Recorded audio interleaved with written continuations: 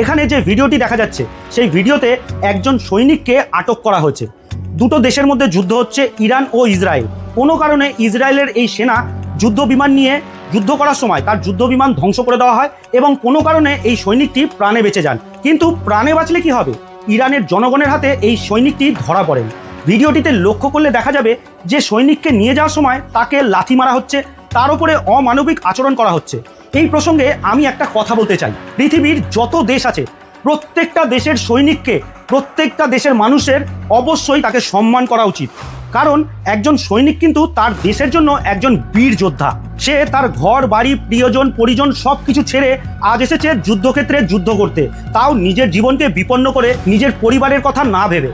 এমন অবস্থায় এই সৈনিককে কিন্তু ওপর মহল থেকে তাকে ইনস্ট্রাকশন দেওয়া হয়েছিল যুদ্ধক্ষেত্রে যাওয়ার জন্য, আর এটা তার প্রধান কর্ম। কোনো সৈনিক যদি যুদ্ধের সময় অন্য কোনো দেশে ধরা পড়ে তাহলে তার উপরে অমানবিক আচরণ করা একদমই উচিত নয়।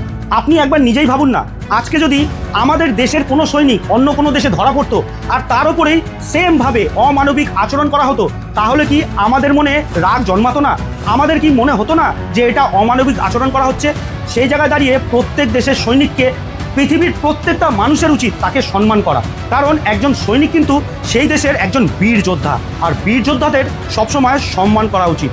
আমার এই ভিডিওটা হয়তো আমাদের দেশ ছাড়াও বিভিন্ন দেশ থেকে দেখা হচ্ছে, তো যেই দেশ থেকেই আপনি দেখুন না কেন, আপনার কি মনে হয় যে এইভাবে এই মানুষটার উপরে অমানবিক আচরণ করাটা কি ঠিক না ভুল? আপনার মতামত অবশ্যই কমেন্টে জানাবেন। আপনার এই কমেন্টটা ভীষণ ভ্যালুয়েবল কমেন্ট হবে। স্যালুট, প্রণাম আর সম্মান জানাই পৃথিবীর সমস্ত বীর সৈনিকদের। জয় হিন্দ, বন্দে মাতরম।